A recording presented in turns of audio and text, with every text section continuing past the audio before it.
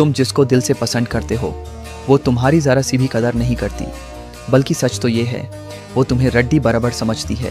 तुम उसके लिए इतना कुछ करते हो, पर उसके लिए तुम बस एक खिलौना हो। जब तक उसका मन होता है वो तुम्हें उस करती है, और जब मन भर जाता है तो तुम्हें कचरे की तरह फेंक देती है। सामने से वो तुम्हारे साथ अच्छी बनेगी, पर पीठ पीछे तुम्हारी बेइज्जती करती है। और जब उसके पास बात करने को कुछ नहीं होता तो वो तुम्हारा नाम लेकर बोलती है, मैं भी एक लड़के को जानती हूँ, बहुत डम्ब है, मेरे पीछे कुत्ते की तरह घूमता है और मैं उसका फ़ायदा उठाती रहती हूँ। सोच के देखो, उसके मन में तुम्हारे लिए इतनी सी वैल्यू है, और तुम उसके लिए सब कुछ करने को रेडी रहते हो। फिर जब कभी तुम्हारी छोटी सी भी आर्गुमेंट हो जाए तो वो सीधा बोल देती है, तुमने मेरे लिए किया ही क्या है।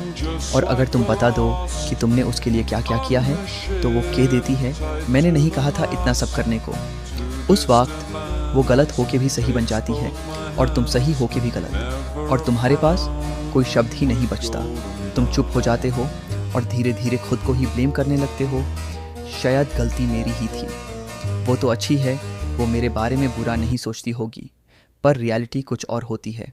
वो तुम्हारे बारे में दूसरों के सामने भी जहर भरती है। जिन लोगों से तुम्हारी थोड़ी बहुत बनती है उन्हें भी तुम्हारे खिलाफ कर देती है, और धीरे धीरे तुम अकेला रह जाते हो।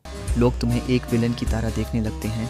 बिना वजह बुरा बन जाना सिर्फ उस इंसान के लिए जिसके मन में तुम्हारे लिए ज़रा सी भी कदर नहीं। मनो या ना मनो, तुम में से बहुत लोग इससे रिलेट करते हो, और मैं समझता हूँ ये डांट कैसा होता है। अगर तुमने भी ये सब फील किया है तो लाइक करो, और ऐसे ही रियल इमोशन समझने के लिए फॉलो करो स्टार रिको।